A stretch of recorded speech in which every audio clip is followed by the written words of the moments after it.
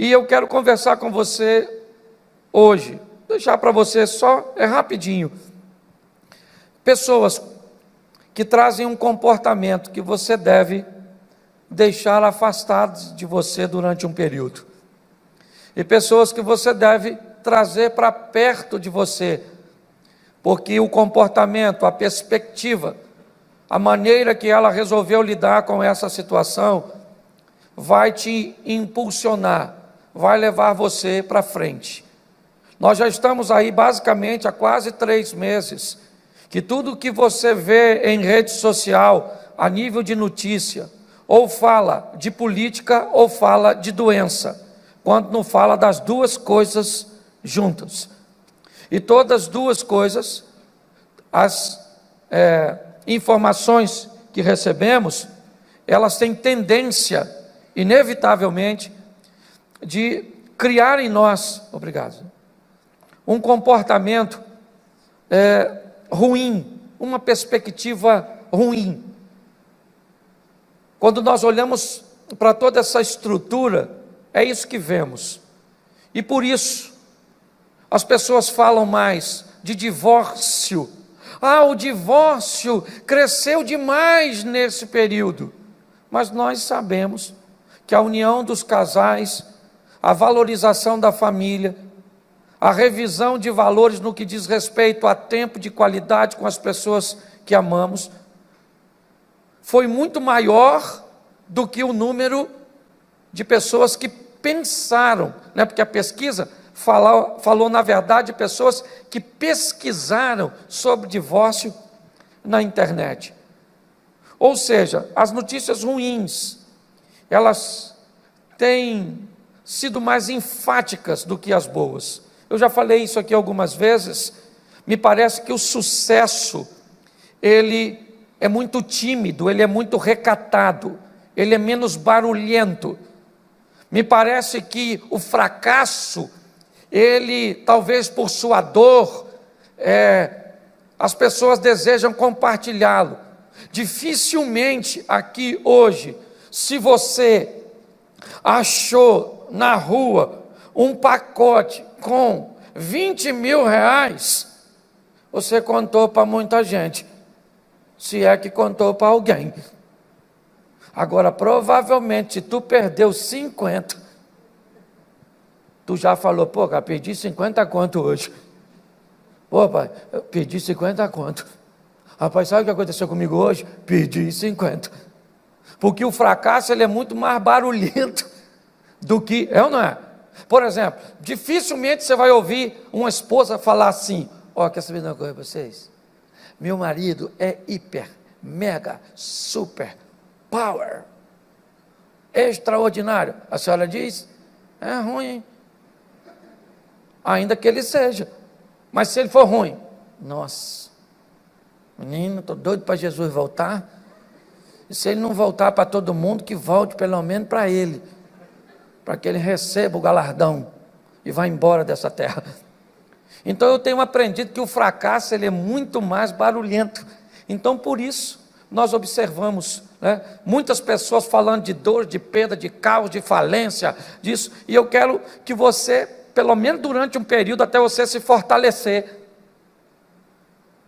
você passe a andar com gente que tem um comportamento que faça a diferença. Então eu quero usar com vocês aqui 6 textos, vai ser rapidinho, você nem vai sentir, vai ser com anestesia. Põe primeiro, esse aqui, Marcos 5:35. Marcos 5:35. Estando ele ainda falando, chegaram alguns dos principais da sinagoga, a quem disseram, a tua filha está morta, para que enfadas mais o mestre? Feche os seus olhos. Pai, continue falando conosco, usa-me como um canal de bênção, pelo poder do nome de Jesus, amém, glória a Deus, louvado seja o Eterno. Vamos aqui para entendermos um pouquinho isso. Jairo, um dos principais da sinagoga, tem sua menina de 12 anos, moribunda, à beira da morte. Após inúmeras tentativas de sucesso, não conseguindo êxito, ele põe toda a sua estrutura em jogo e vai procurar Jesus. Enquanto ele procura Jesus, sua filha está em casa vivendo seus últimos momentos.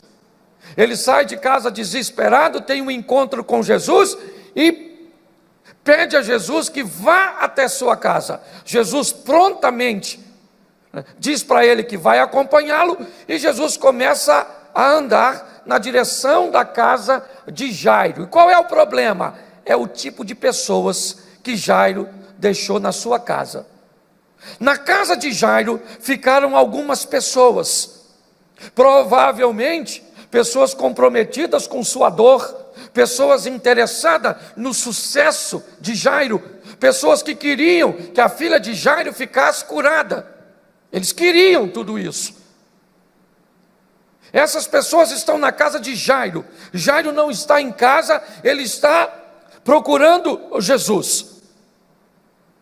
Quando a menina morre, e algumas pessoas saem da casa de Jairo, pessoas que frequentavam a casa dele, que faziam parte de seu círculo íntimo, que tinham provavelmente relacionamentos até sadios com ele, mas elas vão avisar a Jairo que a menina morreu. E talvez isso bastasse. Era só chegar para Jairo e dizer: Jairo, viemos da sua casa e viemos para te dar uma notícia ruim. A sua filha acabou de morrer. Mas não foi isso. O problema não é a notícia, é o que eles dão posterior à notícia. É esse tipo de mentalidade, é esse tipo de gente que nós estamos precisando evitar. Parece que nós cristãos, quando falamos de evitar pessoas, parece que nós estamos excluindo essas pessoas, parece que a nossa fé fala o contrário. Mas vamos lá, Salmo 1: bem-aventurado o varão que não anda segundo o conselho dos ímpios, não se detém no caminho dos pecadores, nem se assenta à roda dos escarnecedores. O que a Bíblia está estabelecendo? Um processo seletivo. Seja seletivo de quem você se senta, de quem vai te influenciar. Nós nos sentimos muito desconfortáveis quando em qualquer ambiente vamos fazer alguma seleção. E é por isso que muitas pessoas se prejudicam. Quando eles chegam, era só falar para Jairo. Eles já viram Jairo, já viram Jesus, sabem que Jairo foi procurar Jesus, porque a frase dita por eles embasa isso. Mas assim que eles dizem: Jairo, a sua filha morreu, eles concluem dizendo: por que é que você ainda incomoda Jesus? Olhe bem, agora, era uma frase que eles não precisavam ter dito. Eles provavelmente já tinham ouvido falar do que Jesus fazia. Essa menina não foi a primeira menina que Jesus ressuscitou.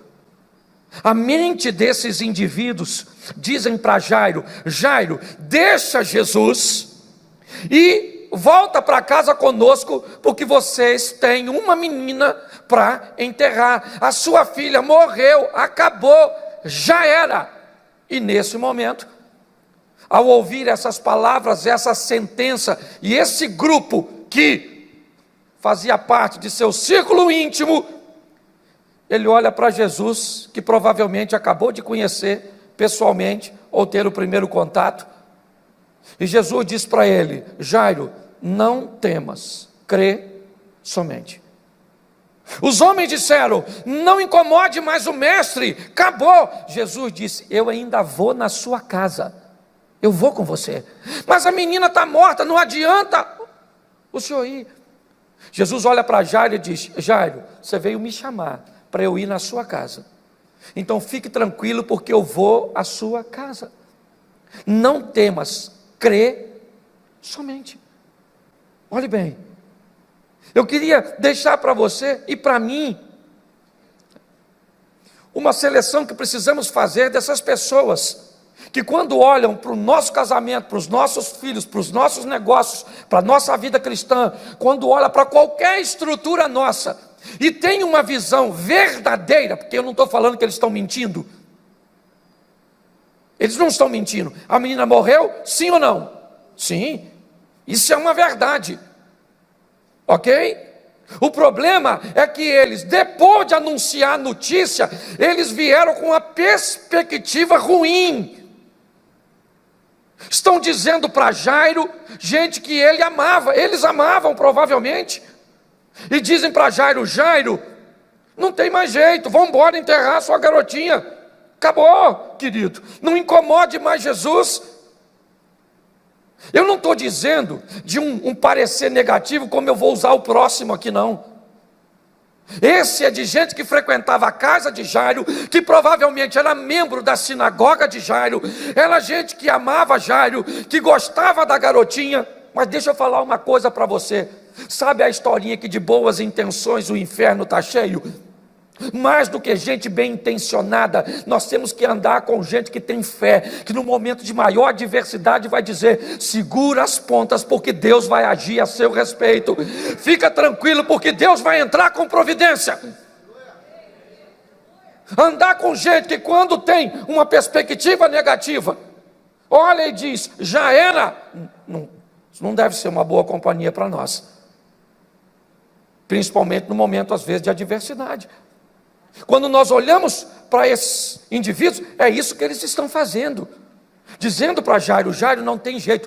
Se Jairo fosse pela cabeça deles: aí Jesus, valeu, não precisa não. Não precisa ir, Jesus, minha menina já morreu. Sabe o que aconteceu? O Senhor parou para curar essa mulher do fluxo de sangue, entendeu? E essa mulher foi curada e a minha filha se lascou. Agora pode ir com os seus discípulos. Mas quando ele olha para Jesus, Jesus disse: Jairo, vou falar uma coisa para você, não temas, eu vou na sua. Provavelmente Jairo não sabe nem o que ele vai fazer lá. Aliás, qualquer coisa que ele fizer, sendo quem é, até se desse uma boa palavra fúnebre, talvez seja confortante para a família de Jairo. Mas quando ele chega, aquilo que aquelas pessoas que andavam perto dele disseram que não tinha mais jeito, Jairo vai ver viva de novo.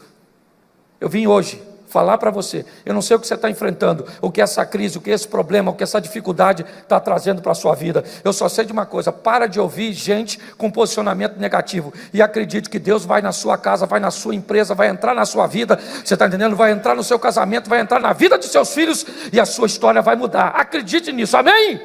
Não está dando, nesse momento, onde você liga a televisão, notícia boa ou ruim? Você vai ver esses portais de internet, a notícia é boa ou ruim? Pois é, ou a gente vai se encher desse lixo e vai ficar pessimista, ou você vai andar com essa turma doida, porque é crente mesmo, essa turma que anda com Jesus, tudo doido. Pode ver, a pessoa está: rapaz, olha, está difícil demais. Difícil o quê, rapaz? Vamos embora, olha, ajoelha aí que eu vou orar para você, vou botar a mão na sua cabeça, vou fazer isso. Mas se morrer vai morar com Jesus na glória, louvado seja o eterno, e a vida continua. Mas quando é que tem dor? Não tem dor não, meu filho, aqui é só felicidade, vamos embora. No mundo tereis gente equipada para tudo. Então se tem gente que você tem que colocar fora de você, são as pessoas que te amam, mas que não conseguem olhar a estrutura pela fé, é só por vista. Morreu, acabou, não dá mais para segurar, explode coração. Você tem que andar com gente que diz: irmão, o bagulho está doido, aí Deus tem uns anjos, maneiro. Mas a crise, pois é, Deus tem poder sobre a crise. Mas o marido se apaixonou por outra, pois é, menino, Deus tem poder para tirar a paixão lá e botar de novo em tu. Sério, que é isso? Nossa, mas eu já perdi. O que eu ando olhando e vendo gente contando história ruim e negativa, eu não estou com tempo para essas coisas não, entendeu? Então você tem que olhar para a sua vida e falar assim: Jesus está comigo, entendeu? Falar para você, porque falar isso para os outros é mole. Mandar seu filho calar a boca é mole. Eu quero ver você mandar você: cala essa boca. Ter autoridade sobre você mesmo.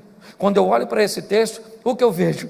Eu vejo alguém que tinha pessoas muito próximas que deveriam estar bem distante. Vocês não acham? Amém? Segundo texto, bota aí Marcos 10, 48. Marcos 10.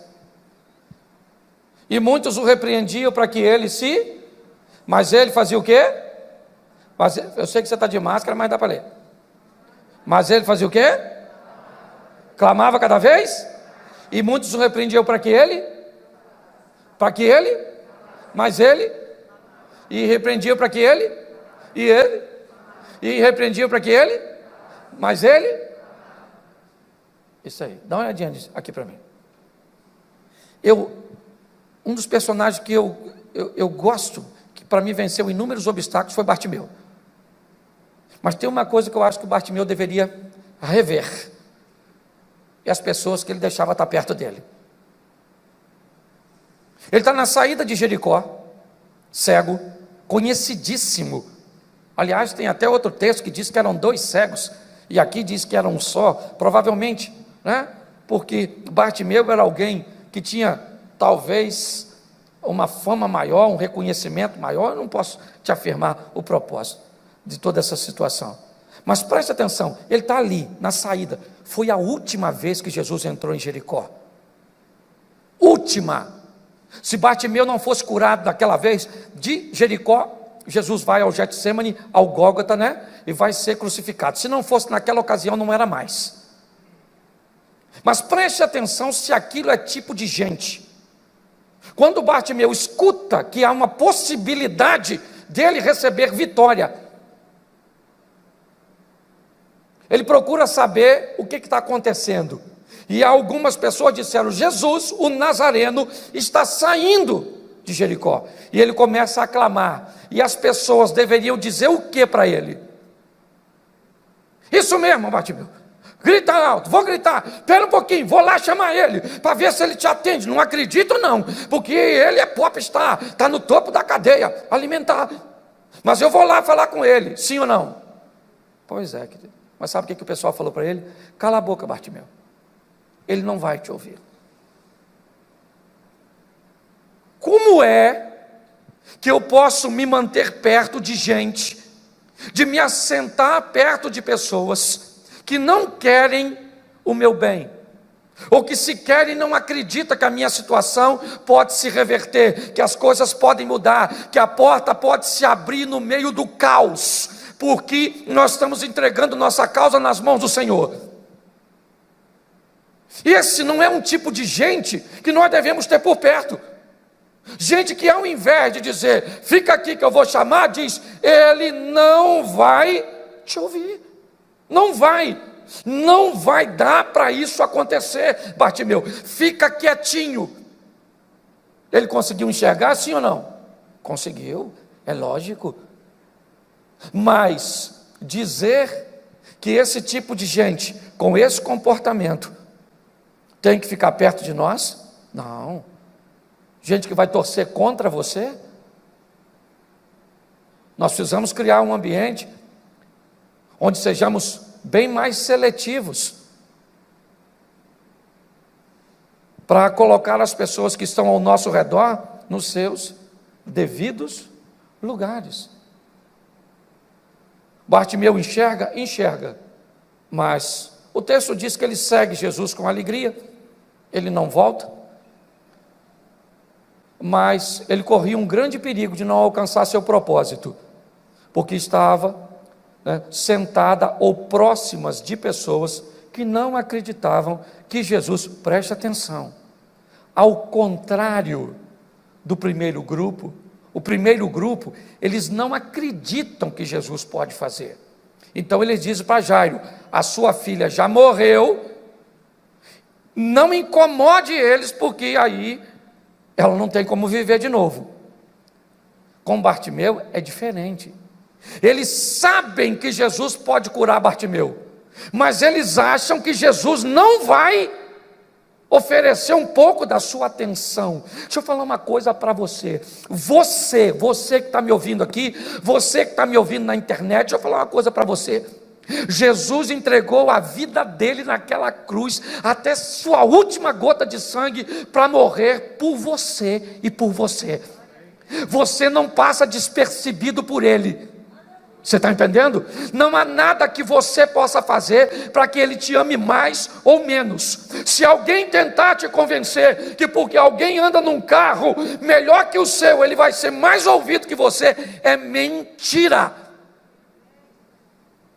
Porque tem gente que vai lidar com o Todo-Poderoso, está diante de um poder, certo? Que foi liberado para mudar a sua história, mas acha que não é digno disso. É isso que eles estão dizendo.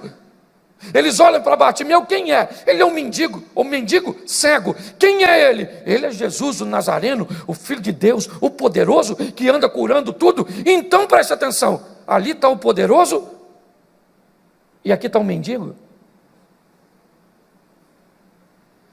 Mas espera aí, ô Bartimeu, ele não vai parar para te ouvir, não tem lógica ele parar para te ouvir, ele vai perder o tempo dele.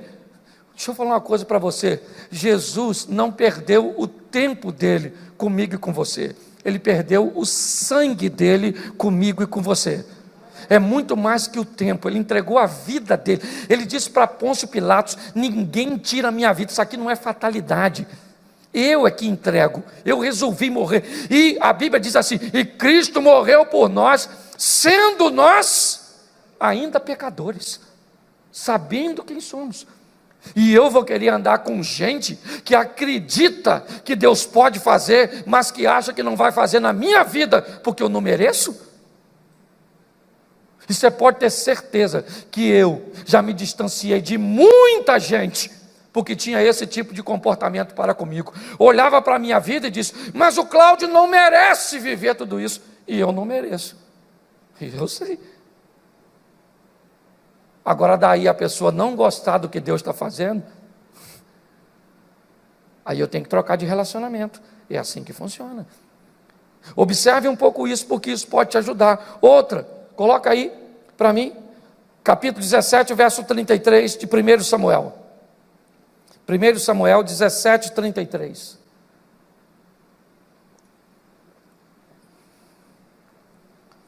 Porém Saul disse a Davi: contra esse filisteu não podereis ir para pelejar com ele, pois tu ainda és moço, e ele homem de guerra desde a sua.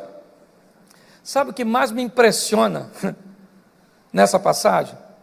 É que para Davi enfrentar Golias, ele depende da autorização de Saul. E sabe o que mais me impressiona?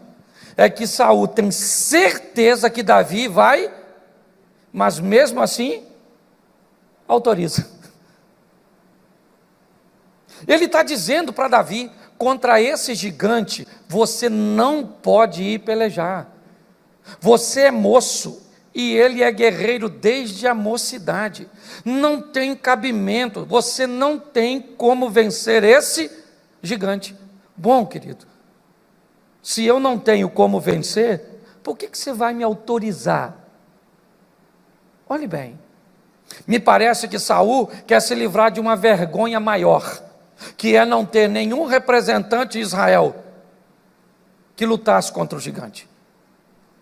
Porque você pode ter certeza que para os filisteus, Davi poderia parecer pequeno, é verdade, mas eles não tinham uma proximidade tão grande para identificar que Davi não era um guerreiro, até porque ele era novo, pequeno, em relação talvez aos soldados, mas na descrição dele, ele era forte, valente. Tudo isso descreveram quando ele vai tocar para Saul. Mas Saul, quando olha para Davi, o que Davi tem?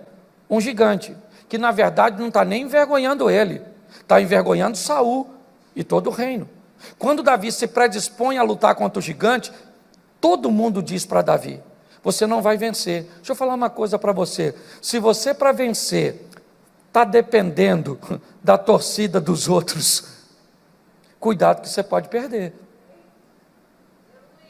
Quando você for enfrentar uma batalha, seja o seu melhor e maior torcedor. É assim que funciona.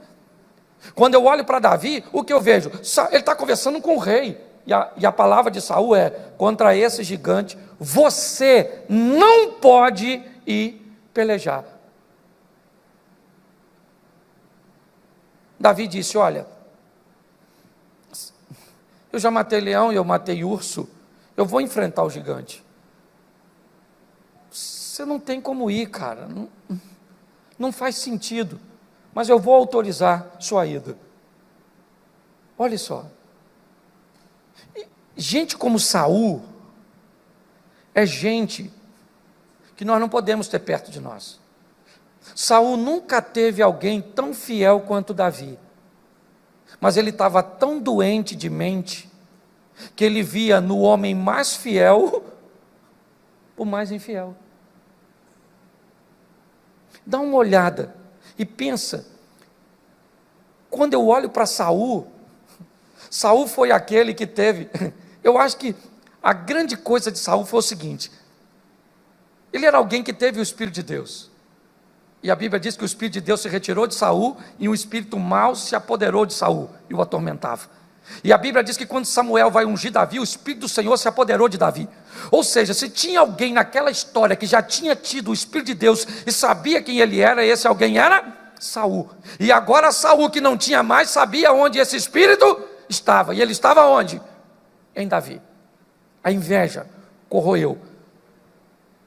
Deixa eu falar uma coisa para você.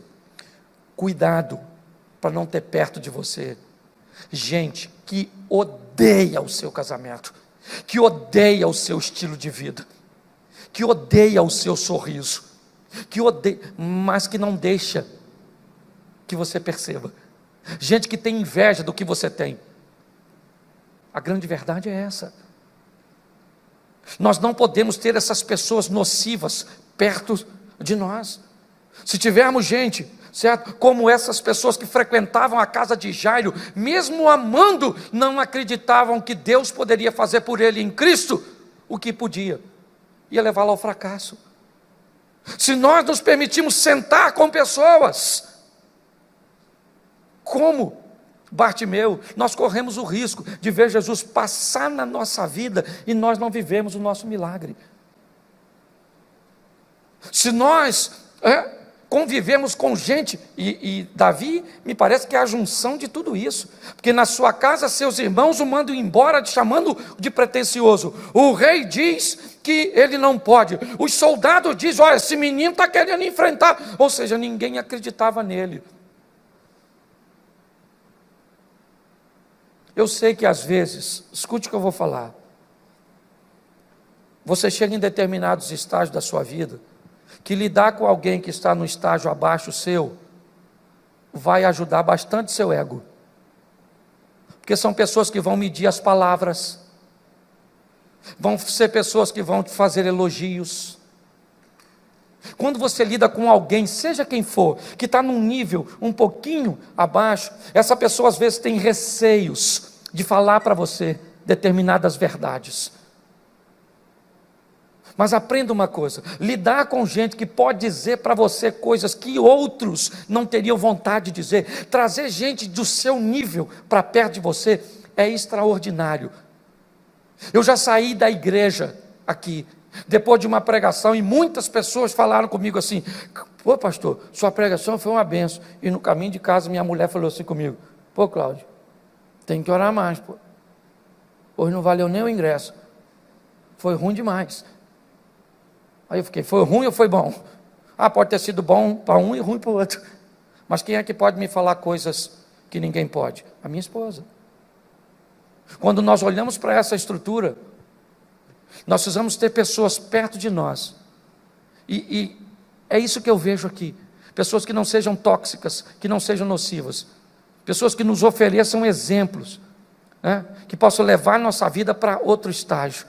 Então eu quero rapidinho só te mostrar que tipo de gente agora você deveria levar para perto da sua vida. Lucas 15, 21, põe aqui, Lucas 15, 21. E o filho disse o quê? Pai, pequei contra o céu e perante ti, e já não sou digno de ser chamado seu? Gente com o espírito do filho pródigo, Quem é o pródigo? O pródigo é o cara que fez besteira. O pródigo é um cara que fez escolhas erradas. O pródigo é um camarada que se enfiou onde não devia. O pródigo fez um montão de besteira, um montão de coisa ruim.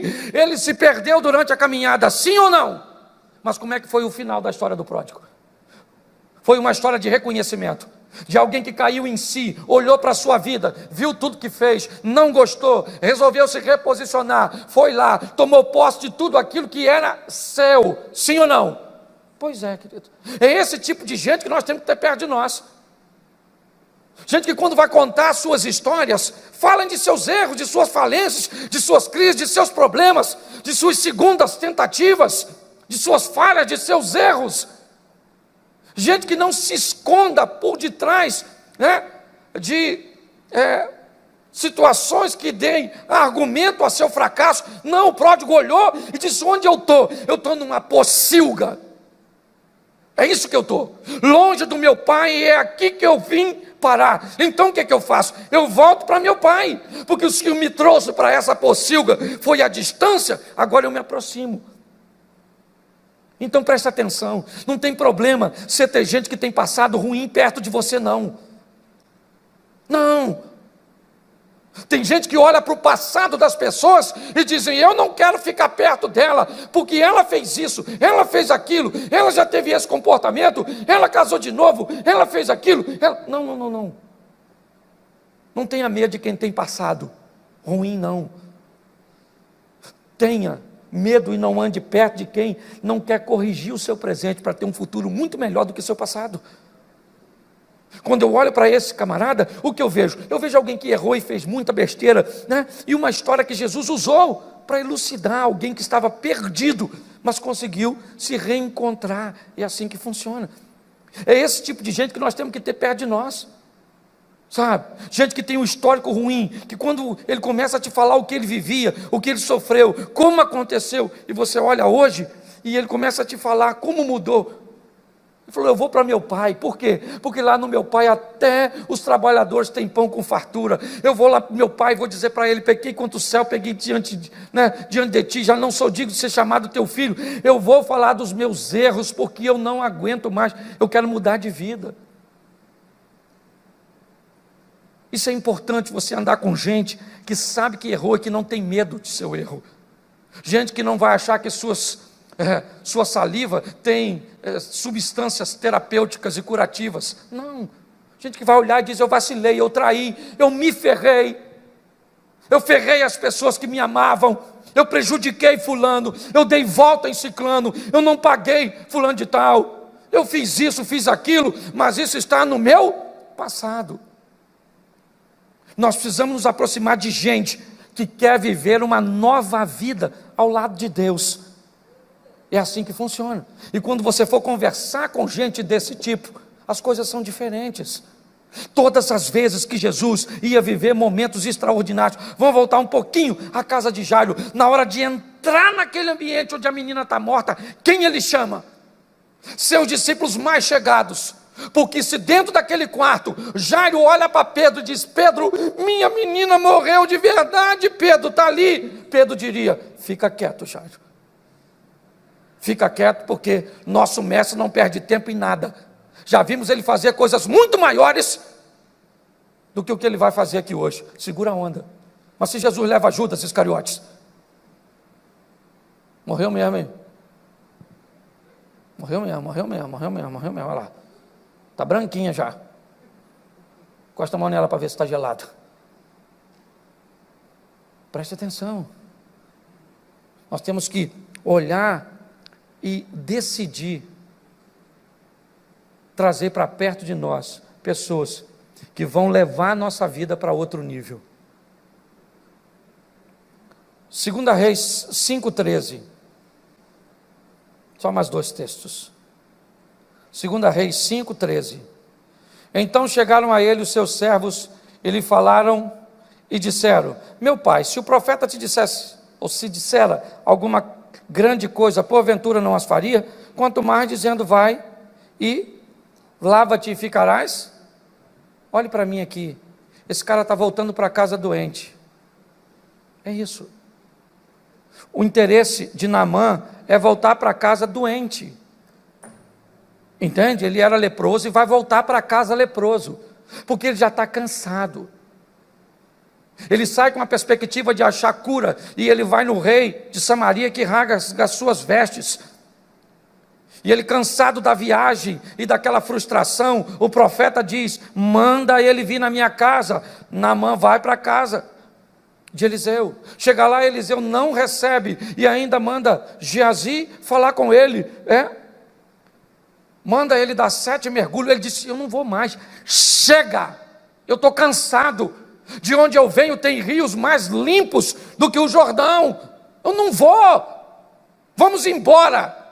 E os homens que estão com ele, gente que andava com cara, gente que ele levou na comitiva, olhou para Naamã e disse: calma, chefe, calma, vamos pensar direito. A fama desse cara é boa, ele não é qualquer um, ele é respeitado nessa nação. Se esse cara dissesse para o senhor fazer algo difícil, o senhor não faria? Quanto mais dar um pulinho ali e dar uns mergulhos. Vamos lá, cara, vamos embora. Naamã falou: isso aí, vamos lá mesmo, vamos lá. Ele foi lá, deu os 7 mergulhos e ficou curado. E se ele tivesse com a turma que estava perto do Bartimeu? Tinha voltado para casa leproso.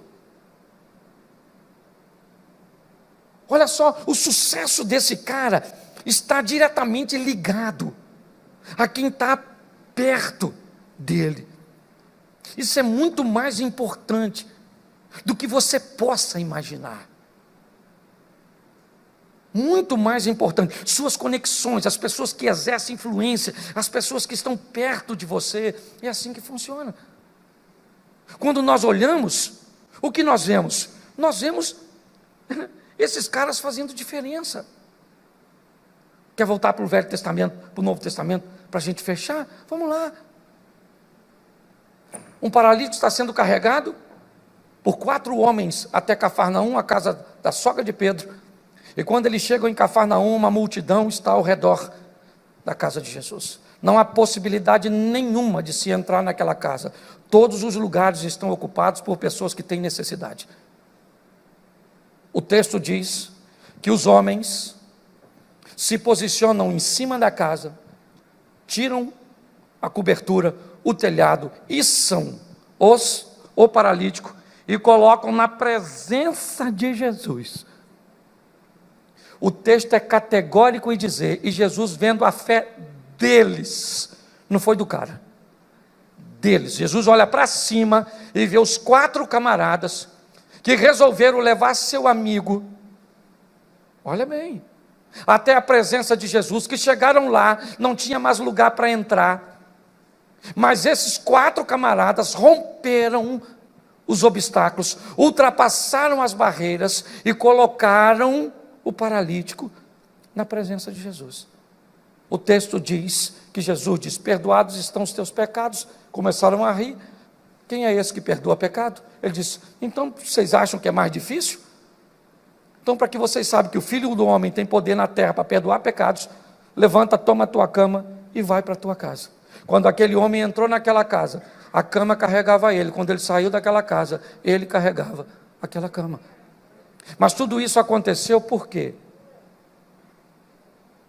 Por causa das pessoas. E eu só citei texto para vocês de Vitória. Eu poderia ter mostrado para vocês inúmeros textos de camarada como filho de Salomão, que vai pelo conselho dos mais novos e faz as tribos se separarem para sempre. E tantas outras pessoas que, através de conselhos ruins, romperam e quebraram princípios, como Sansão, que quebra princípios e perece por andar com quem não deve. Que possamos sair daqui hoje, dando uma olhada em que tipo de gente você quer por perto de você. E é assim que funciona. É você que vai decidir tudo isso. As escolhas são suas. Você é 100% responsável por sua vida. Hoje eu postei na minha rede. Não é o professor, que te faz um bom aluno. Não é o personal que te faz fit. Não é o coach que te enriquece. Não é o pastor que te faz ter fé. Na vida, você tem 100% de responsabilidade do que você vai fazer. É assim que funciona. Pegue essas pessoas que têm valores e princípios e que vão te impulsionar, principalmente nesse momento agora, sabe? E vão te levar para frente. Eu queria que você ficasse de pé nesse momento e saísse daqui olhando para a sua vida e dizendo: Deus é poderoso e eu vou vencer em Cristo Jesus. Feche seus olhos neste momento. Feche seus olhos. Eu quero orar por você que está em casa também. Pai, em nome de Jesus, ó Deus, inúmeras passagens bíblicas, nós recebemos as orientações de escolher os nossos relacionamentos, de estabelecer as pessoas que irão exercer influência sobre nós. Nos dê maturidade de fazermos isso de uma forma sábia, mas em nome de Jesus, ó Pai, em nome de Jesus, que possamos ter perto de nós, da nossa casa, dos nossos negócios, da nossa vida contigo, pessoas comprometidas, Deus, e muito mais do que um compromisso com o nosso sucesso, pessoas que consigam enxergar coisas que vão além dos olhos humanos. Em nome de Jesus, abençoa, ó Pai, a cada um dos teus filhos, abençoa a nossa casa, a nossa família, o nosso ministério, os nossos negócios, que tenhamos uma semana extraordinária, ó Deus, porque acreditamos que tudo isso está passando e que toda essa crise está trazendo para nós o sobrenatural, o incrível, o extraordinário, ó Deus. Leva-nos aos nossos lares, ó Pai, guardado por tuas boas mãos poderosas. Que o grande amor de Deus, nosso Pai, a graça de nosso Senhor e Salvador Jesus Cristo e as doces consolações do Santo Espírito de Deus seja para com todo o povo do Senhor, e todos digam amém. Que Deus te abençoe, vá em paz, em nome de Jesus, até quarta-feira.